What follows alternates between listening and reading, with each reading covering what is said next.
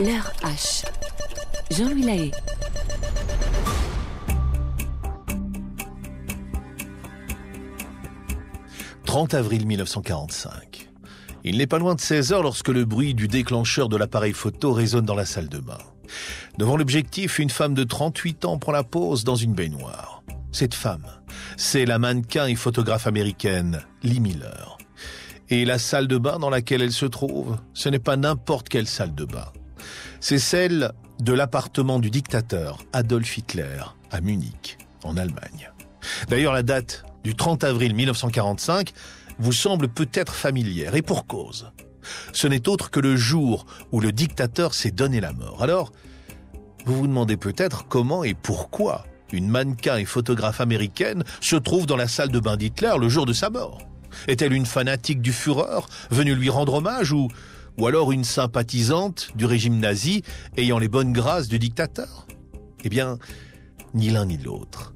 Lee Miller est correspondante de guerre au sein de l'armée américaine avec laquelle elle sillonne l'Europe pour couvrir la Seconde Guerre mondiale.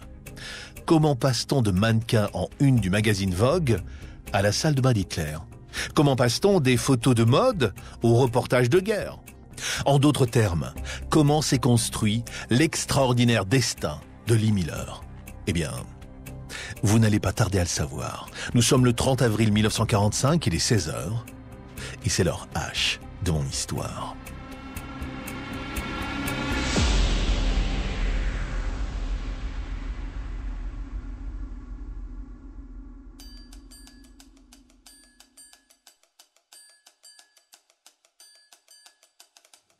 À Munich, dans l'appartement immaculé, bien que légèrement poussiéreux, un shooting photo informel a lieu, dans l'une des deux salles de bain du logement.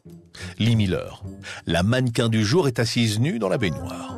Avant cela, elle a pris soin de déposer son uniforme de l'armée américaine sur un petit tabouret, à droite de la baignoire. Elle a même essuyé ses bottes militaires pleines de boue sur le tapis. Dernier détail, et non des moindres, sur le rebord de la baignoire, elle a mis une photo encadrée du propriétaire des lieux, Adolf Hitler.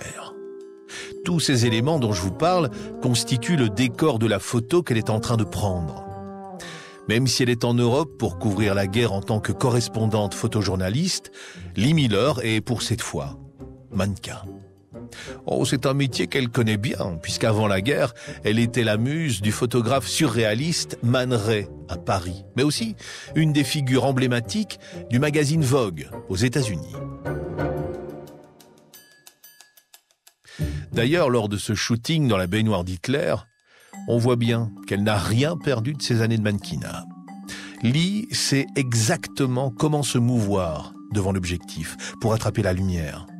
Elle adopte une pose plutôt naturelle, en se saisissant d'un gant de toilette qu'elle vient délicatement poser sur son épaule. Le résultat ? Une étonnante et magnifique photographie en noir et blanc. Son beau visage de trois quarts, bien connu des amateurs de Picasso ou de Jean Cocteau, y est pour une fois presque de face. On distingue d'ailleurs ses yeux bleus perçants, au regard lointain, presque absent. Malgré l'apparence naturelle et spontanée de la pose, la mise en scène nécessaire à la réalisation de ce cliché ne fait aucun doute. Les Rangers pleines de boue, l'uniforme militaire sur le tabouret et la photo d'Hitler en arrière-plan sont autant de preuves d'un travail de composition de la photo. Je pourrais d'ailleurs tenter d'expliquer la symbolique de ces éléments, mais avant cela, il nous faut comprendre ce qui a amené Lee Miller, mannequin, muse, photographe, à se retrouver dans la baignoire d'Hitler, le jour de la mort du dictateur, le 30 avril 1945. Alors, si vous le voulez bien, remontons un peu dans le temps. Elizabeth Lee Miller est née le 23 avril 1907 à Poughkeepsie, dans l'État de New York. Elle a deux frères, dont le plus grand, Johnny, est un des pionniers de l'aviation. La petite Lee est aimée de ses parents, des protestants progressistes cultivés et ouverts sur le monde. D'ailleurs, c'est son père, ingénieur de profession et photographe amateur, qui va l'initier à la photographie. Il la prend sous son aile et lui montre les aspects techniques de la discipline. En échange, il lui demande de jouer les mannequins devant son objectif. La petite Lee joue le jeu et parfois elle pose même nue pour son père. Même si rien ne permet clairement de le confirmer, beaucoup d'historiens et d'historiennes de l'art spéculent aujourd'hui sur l'existence d'une relation incestueuse entre Lee Miller et son père. En tout cas, une chose est sûre. La jeune fille suit exactement la même éducation que ses deux frères.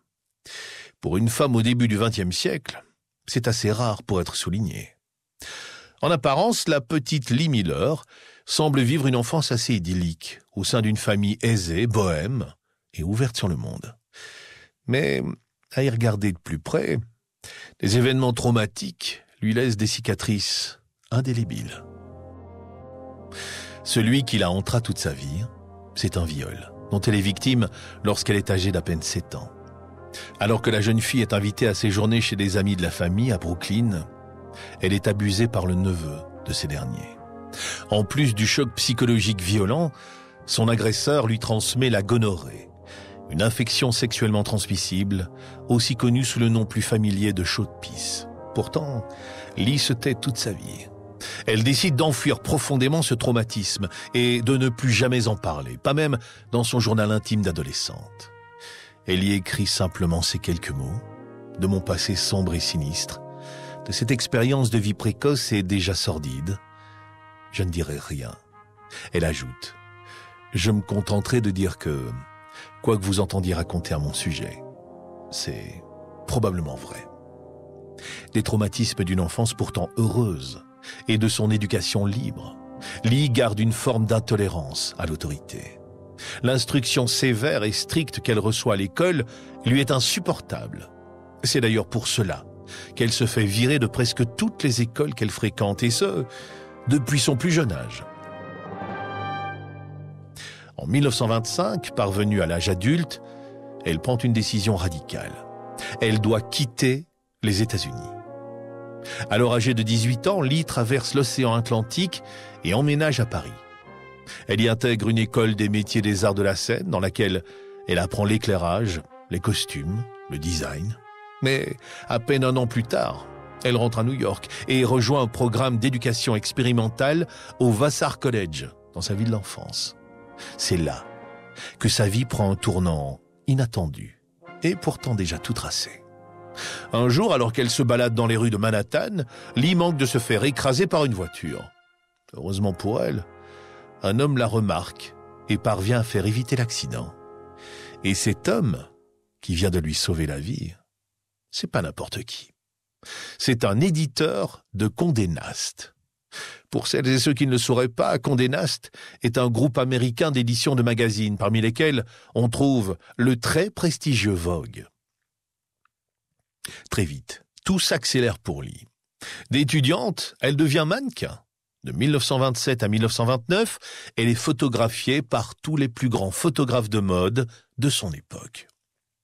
Seulement, avec ses études dans le monde du spectacle et son tempérament créatif, Lee Miller rêve de plus.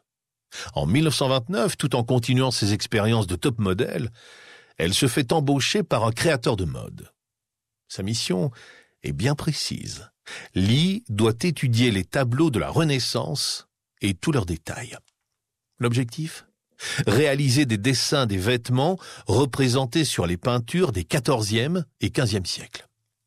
Si ce nouveau défi la stimule au début, elle se désintéresse très vite de cette tâche répétitive et, finalement, peu créative.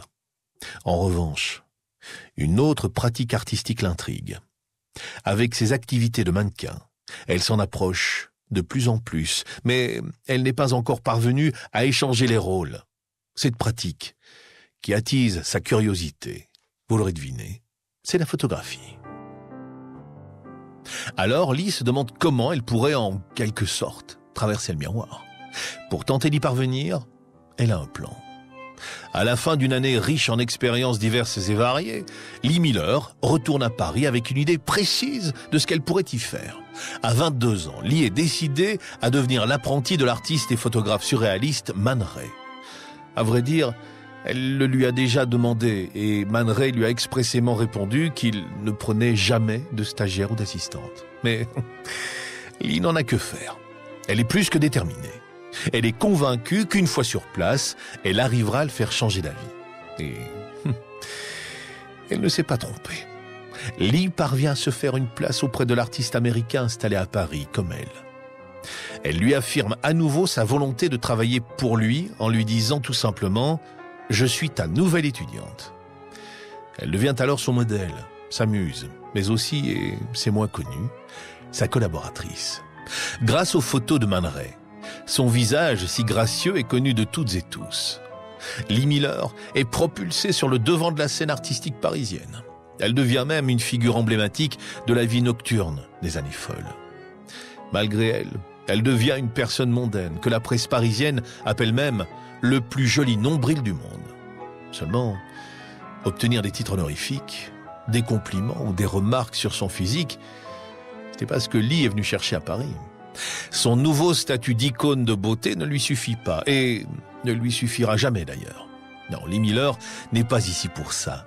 Elle n'est pas non plus devenue l'assistante de Man Ray pour n'être que son modèle ou sa muse. Lee n'oublie pas ses vraies ambitions, apprendre le cadre, la lumière et toute autre technique qui lui permettra d'être photographe à son tour. Alors même si la vie mondaine parisienne lui ouvre les bras, elle ne perd pas de vue son objectif. Inspirée par sa nouvelle collaboration artistique et par la vie de lumière, la jeune américaine ouvre son propre studio photo. Et elle ne tarde pas à trouver du travail. Elle récupère les missions de photographie de mode que Man Ray refuse pour se concentrer sur ses peintures. Mais bien sûr, comme souvent à l'époque, dans les collaborations entre un artiste homme et une artiste femme, on ne retient que la signature masculine et le travail de la femme artiste tombe vite aux oubliettes. Alors, presque 3 ans après son arrivée en France, usée par la vie parisienne et par un travail invisibilisé, Lee Miller décide, sans crier gare, de retourner à New York. Mais elle ne repart pas les mains vides, bien au contraire. La jeune femme ramène dans sa valise un carnet d'adresses bien rempli et une nouvelle notoriété qui la consacre en tant qu'artiste. Hormis cette reconnaissance de la presse européenne et américaine, la photographe rentre avec des idées plein la tête. Son expérience parisienne lui a donné un savoir-faire, une légitimité et surtout l'envie de travailler pour soi et non plus pour les autres.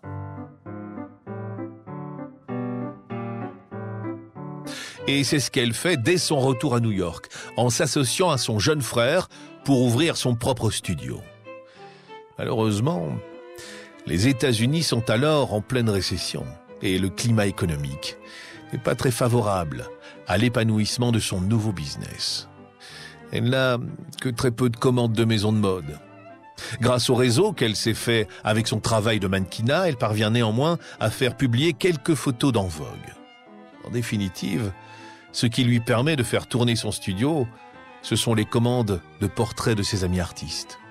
D'ailleurs, une de ces séries de portraits fait date, puisque Lee photographie la première troupe de théâtre noir d'Harlem, dans la banlieue de New York. Malgré ses accomplissements professionnels, Lee Miller délaisse son studio photo en 1934. Elle l'abandonne pour un homme, un businessman et ingénieur égyptien venu à New York pour acheter la matière première nécessaire à la construction des chemins de fer égyptiens. La jeune femme se marie avec lui sur un coup de tête. Elle ne prend même pas le temps de présenter son futur mari à sa famille. Quoi qu'il en soit, elle suit son nouvel époux jusqu'en Égypte, dans la ville du Caire. Et même si durant cette période, elle n'est pas une photographe professionnelle en activité, elle continue de dégainer son appareil pour capturer tout ce qui peut la fasciner. Et très vite, elle finit par s'ennuyer en Égypte, mais aussi dans son mariage. Elle écrit dans son journal qu'elle passe son temps à lire de mauvais romans policiers, à jouer au poker et au bridge. Elle ajoute qu'elle est une piètre ménagère et qu'elle ne sait plus si la photographie l'intéresse encore, tant elle n'a pas développé ou même terminé de nouvelles pellicules depuis un moment déjà. Alors, pour échapper à cette inertie morose qui la ronge petit à petit, Lee Miller retourne à Paris en 1937, 3 ans après avoir dit oui à son mari égyptien. De retour en France, elle rejoint Man Ray et le suit jusque dans le sud du pays. Ensemble, ils passent l'été à Antibes. Là, Lee retrouve de vieux amis, parmi lesquels le poète Paul Éluard ou encore le peintre Pablo Picasso. Elle revoit également une personne qui a conquis son cœur. Un artiste anglais du nom de Roland Penrose, dont elle avait fait la connaissance lors d'un bal costumé à Paris. Mais cet amour naissant n'est pas aussi simple à gérer. Avant de trop s'engager dans une nouvelle relation, Lee doit retourner au Caire, car, n'oubliez pas, elle est toujours mariée. Seulement cette fois-ci, son retour en Égypte n'est pas synonyme d'ennui. L'été passé en France lui a redonné le goût de la création. Alors dès son retour au Caire, elle se remet à apprivoiser son appareil photo. Ses sujets de prédilection sont le désert, les oasis et les monastères, mais aussi les gens qu'elle rencontre sur sa route. Ses photos sont structurées, assez portées sur l'architecture d'une certaine façon, mais toujours avec cette pointe de surréalisme et de décalage qu'elle chérit tant. Si sa pratique photographique reprend, on ne peut pas en dire autant de son couple, qui lui reste au point mort. Alors, d'un commun accord, Lee et son mari se séparent. Elle quitte l'Égypte pour l'Angleterre, où l'attend son nouvel amant, Roland Penrose. En 1939, c'est donc le début d'une nouvelle vie pour notre héroïne. Mais c'est aussi et surtout le début de la Seconde Guerre mondiale. Et l'artiste américaine ne compte pas rester là, les bras croisés.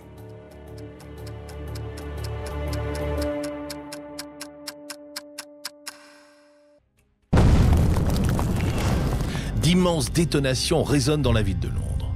Il suffit de lever les yeux pour comprendre d'où viennent ces bruits assourdissants. Nous sommes le 7 septembre 1940. La capitale anglaise est noyée sous une pluie de bombes. Partout, la population s'affole. La panique générale est bien là. Alors que les civils se réfugient dans les tunnels du métro londonien, l'armée s'organise pour préparer la riposte. Depuis 3 mois déjà, Adolf Hitler multiplie les attaques contre le Royaume-Uni avec pour objectif l'invasion de la Grande-Bretagne. Même si le fatalisme l'emporte auprès de la population, les forces aériennes britanniques n'ont pas dit leur dernier mot. Tant bien que mal, les Britanniques tiennent bon. Malheureusement, les bombes n'épargnent pas les vies humaines et la mort est omniprésente.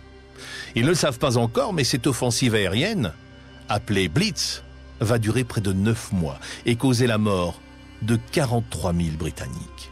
Le Blitz, c'est la première porte d'entrée de Lee Miller dans le photojournalisme.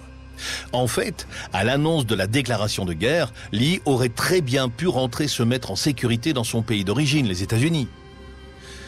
Mais par amour pour son nouveau compagnon anglais, elle a préféré rester à ses côtés, à Londres.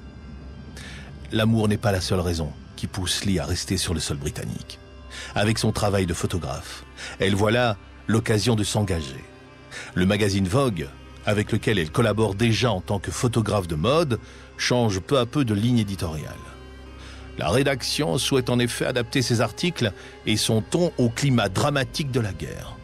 Au même moment, le ministère de l'Information britannique prend conscience de l'influence des magazines dits féminins sur leur lectorat.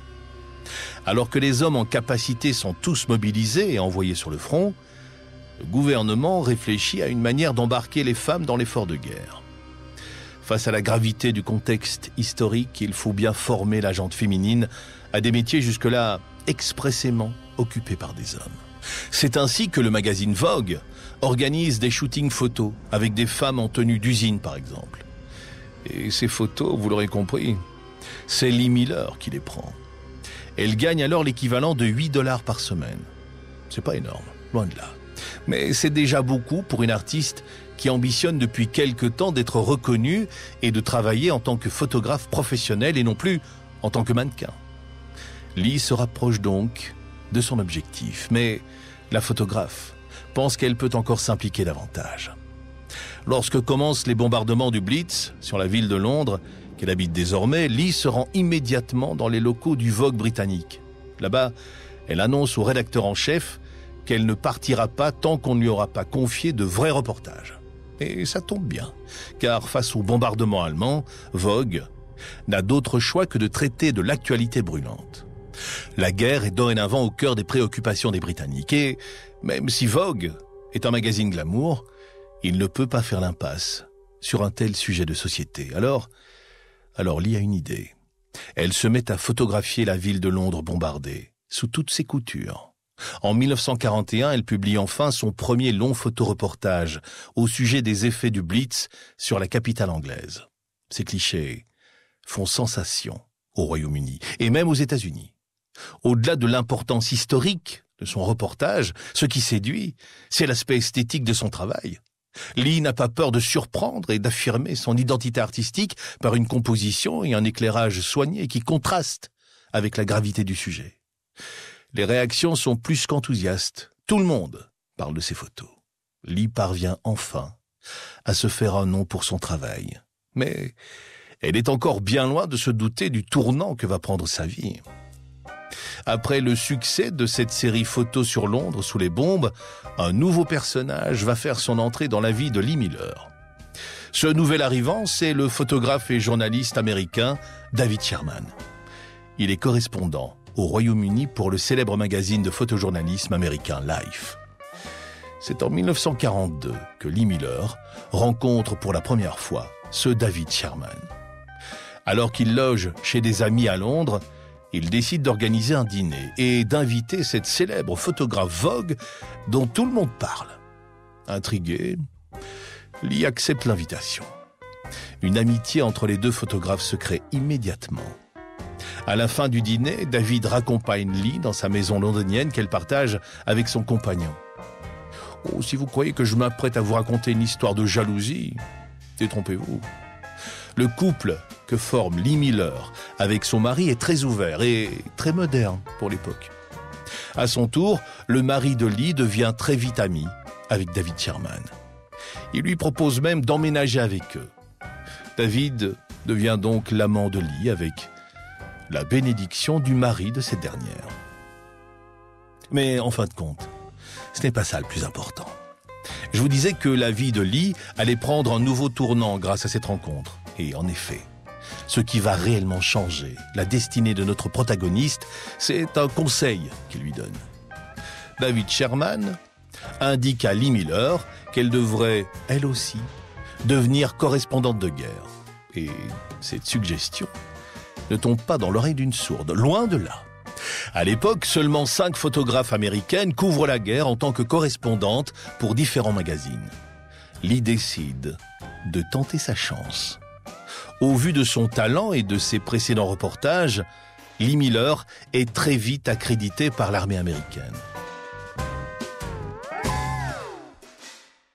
Il faut dire que dans son rôle de correspondante de guerre, elle excelle, et pour cause. Elle est toujours là où il faut être. Son premier reportage, elle le fait lors du débarquement des forces alliées en Normandie. Puis, quelques mois plus tard, elle file vers Paris pour couvrir la libération de la ville. Lee Miller est très courageuse. Elle n'a peur de rien. Alors, ensuite, elle n'hésite pas à embarquer avec l'armée américaine pour remonter vers l'est de l'Europe et se rapprocher le plus possible de la ligne de front. Bon, c'est bien simple. Lee est toujours au rendez-vous. Un jour, un colonel américain lui pose même cette question. Comment se fait-il qu'à chaque fois que nous vous voyons, quelque chose est sur le point d'arriver ? Elle est présente lors de tous les événements les plus importants du conflit. Grâce à son statut de correspondante de guerre, elle peut bénéficier de papiers photos et de pellicules qui sont difficiles à trouver en temps de rationnement. Et puis, bien plus que l'accès privilégié au matériel photo, Lee Miller parvient surtout à bénéficier des circuits de poste de l'armée. Elle envoie ses photos de guerre autant à Londres qu'à New York ou encore à Paris. Ces clichés sont publiés quasiment en temps réel. Finalement, la rapidité avec laquelle circulent ces images lui permet d'être une véritable reporter de guerre dans le feu de l'action. Désormais, Lee est loin de l'ennui et de l'inertie qu'elle a pu ressentir en Égypte. Elle est loin de la superficialité et de la frivolité de son travail de mannequin. Pour la première fois, Lee se sent utile, et même plus encore, elle se sent parfaitement à sa place. Et le moins que l'on puisse dire, c'est qu'elle n'a pas froid aux yeux. Elle se rend sur les zones de guerre les plus compliquées, les plus dangereuses. De Paris, elle remonte vers l'Est pour aller en Allemagne d'abord et enfin en Autriche. Pendant ce long périple, Lee Miller documente le quotidien des soldats et puis, elle a un avantage de taille sur le terrain. Elle est une femme. À l'inverse de ses homologues masculins, la correspondante de guerre peut aller dans des endroits interdits aux hommes. C'est ainsi qu'elle photographie le travail des infirmières ou encore celui de la branche féminine de la Royal Navy, la marine militaire du Royaume-Uni. L'engagement de Lee Miller dans la guerre, ce n'est pas celui de simple accompagnatrice ou de photographe distante. Lee elle-même se revendique comme membre à part entière de l'armée américaine. D'ailleurs, il lui arrive souvent de surveiller des prisonniers de guerre, par exemple. Mais en avril 1945, un événement précis de la guerre va venir tout bouleverser et changer Lee Miller profondément, à tout jamais.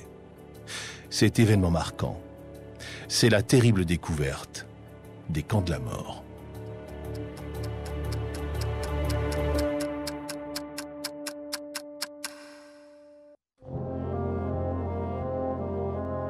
Des photographies en noir et blanc, d'hommes en pyjama rayés devant un monticule d'ossements. Des clichés d'hommes, toujours vêtus de ces mêmes pyjamas rayés, qui sortent la tête de leur lit superposé. L'image d'un homme pendu au radiateur, ou encore celle d'un autre noyé dans l'eau. Tous ces clichés sont signés du nom de la photographe américaine, Lee Miller. Contrairement à ces photos de mode, ces clichés de la guerre n'ont rien de glamour. L'artiste a à cœur de montrer la vérité telle qu'elle est, même si celle-ci est dure à voir, pour ne pas dire carrément insoutenable. Ces photos, Lee Miller les a prises lors de la découverte des camps de concentration allemands de Buchenwald et de Dachau. Pour vous donner un peu de contexte, lorsque Lee prend ces clichés, le camp de Dachau vient tout juste d'être libéré par les forces alliées. En fait, Lee Miller est aux côtés de la 45e division, la première unité des forces alliées qui pénètre dans le camp de Dachau. Le 29 avril 1945, elle est donc l'une des premières photographes à entrer dans un camp de la mort. À la découverte des horreurs perpétrées par les nazis, Lee est évidemment bouche bée, horrifiée, révoltée. Elle n'en croit pas ses yeux. Alors, pour s'assurer que tout ce qu'elle voit est bien réel, elle se saisit de son appareil et, comme à son habitude, photographie autant qu'elle peut. Face à la monstruosité de ces découvertes macabres, chacun et chacune se protège à sa manière. Certains photographes utilisent leurs appareils photo comme des sortes de boucliers. Ils restent à bonne distance, en privilégiant l'usage d'un grand angle. Non, c'est pas le cas de Lee, qui n'hésite pas à s'approcher et à multiplier les gros plans. Il n'est pas question ici de voyeurisme ou d'indiscrétion, non. Lee Miller est immédiatement consciente de l'importance de la découverte des camps de concentration. Pour alerter les consciences, elle sait qu'elle se doit de montrer la vérité aussi crue et violente soit-elle. Comme je le disais tout à l'heure, ces photos de guerre sont évidemment bien différentes de ses précédentes. Son style change, et pour cause. Elles n'ont pas la même vocation. Lee est bien consciente de l'importance du témoignage historique que ces clichés peuvent représenter. Alors elle photographie autant les personnes déportées que les bourreaux nazis. Elle s'éloigne de l'onirisme du surréalisme pour s'approcher d'un naturalisme formel, plus proche d'une esthétique documentaire. En d'autres termes, ces photos des camps de concentration sont claires, lisibles, sans équivoque. Lorsqu'elle envoie ces images de la barbarie nazie à Vogue, elle y joint un télégramme avec ces quelques mots. « Je vous supplie de croire que c'est vrai. » Le magazine la croit. Et même plus que ça. Vogue publie les photos de Lee Miller en leur consacrant plusieurs doubles pages. Lee n'est plus seulement photographe, elle est aussi journaliste. Une de ces doubles pages s'intitule « Germans are like this ». Les Allemands sont comme ça. Dans cet article, elle n'hésite pas à mettre en regard des photos de ce qu'elle légende comme des enfants allemands bien nourris et en bonne santé, avec, et je la cite à nouveau, des photos des os brûlés de prisonniers affamés. Elle redouble la comparaison en mettant côte à côte une photo d'un village allemand tranquille et les fours crématoires des camps. Dans ses reportages de terrain, on sent son point de vue, sa pugnacité et son indignation. Mais il faut bien avouer qu'entre les récits de dîners mondains, les publicités de luxe et un reportage photo sur les camps de la mort nazie, les lectrices de Vogue sont un peu perdues. Le lendemain de sa visite de Dachau, le 30 avril 1945, Lee Miller se retrouve un peu par hasard à Munich, avec David Sherman, son ami, amant et acolyte, correspondant de guerre. Il rencontre un vieillard allemand qui baragouine l'anglais. En échange de cigarettes, le vieil homme accepte de leur faire visiter la ville. Il les amène même juste devant l'appartement d'Hitler et de sa femme, Eva Braun. Alors, accompagnés par quelques soldats de la 45e division, Lee et David entrent par effraction dans l'appartement du dictateur allemand. Ni une ni deux, ils décident de s'y installer. Inspiré par cette étrange situation, Lee Miller se dirige vers la salle de bain avec une idée en tête. C'est là qu'elle décide de mettre en scène un shooting photo dans la baignoire du Führer. Elle soigne le décor.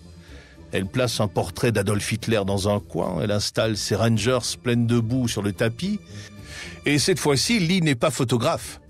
Elle redevient mannequin. Et le résultat, vous le connaissez maintenant. C'est la fameuse photo de Lee Miller, assise dans la baignoire d'Hitler, celle dont je vous parlais tout au début de notre histoire. D'ailleurs, vous vous demandez peut-être où se trouve Hitler au moment où des Américains prennent des photos dans la salle de bain de son appartement. Eh bien, je me dois de préciser que depuis quelque temps, le dictateur allemand cumule les échecs militaires. En proie à la paranoïa, Hitler s'est réfugié depuis quelques jours déjà dans un bunker à Berlin. Il le sent. La fin est proche. Et ce 30 avril 1945 n'est pas uniquement le jour où Lee Miller a posé dans la baignoire d'Hitler. Non. Si le 30 avril 1945 est resté gravé dans l'histoire, c'est parce que ce n'est autre que le jour qu'a choisi Hitler pour se donner la mort. Par bien des aspects, l'image de Lee Miller dans la baignoire d'Hitler est donc hautement symbolique. L'artiste et mannequin se lave littéralement des horreurs commises par Hitler, le jour même de sa mort. C'est d'ailleurs ce qu'elle écrit dans son journal intime, en ces termes. « J'ai pris quelques photos des lieux et j'ai passé une bonne nuit de sommeil dans le lit d'Hitler. J'ai même ôté la crasse de Dachau dans sa baignoire. » Avec la mort d'Hitler, plus aucun doute. Cette fois, la guerre est terminée. Quand elle l'apprend, Lee a déjà quitté l'appartement du dictateur. Elle est alors à Bucarest, en Roumanie. Elle s'empresse de revenir à Paris, dans la chambre d'hôtel qu'elle occupe depuis la Libération. Elle réunit ses affaires et rentre à Londres, auprès de son compagnon. Peu de temps après leur retrouvaille, les deux amoureux se marient, puis le couple s'installe dans le comté de Sussex, au bord de la Manche. Et comme après son premier mariage, Lee délaisse peu à peu la photographie. Et l'abandon de sa pratique photographique n'est pas le seul signe que quelque chose ne va pas.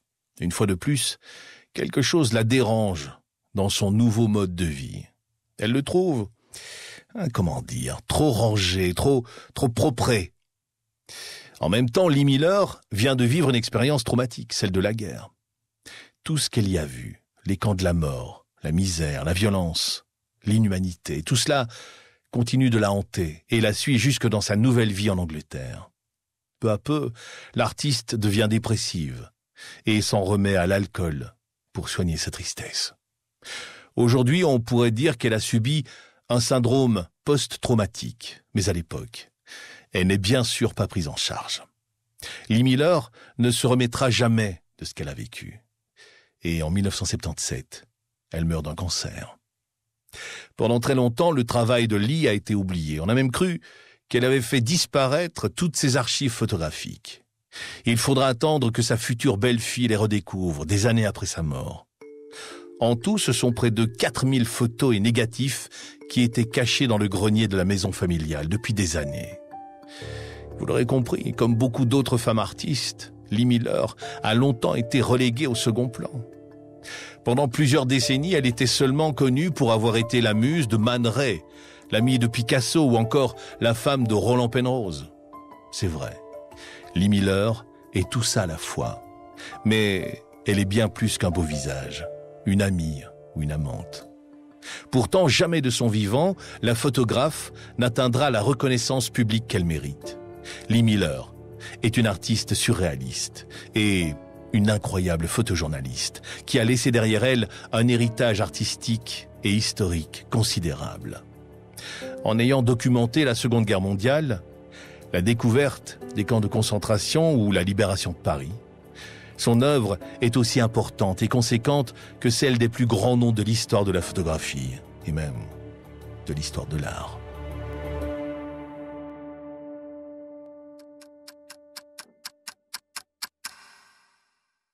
Voilà pour cette histoire, que j'ai eu le plaisir de partager avec vous grâce à la plume de Clara Brelot. L'heure H. Jean-Louis Lahaye.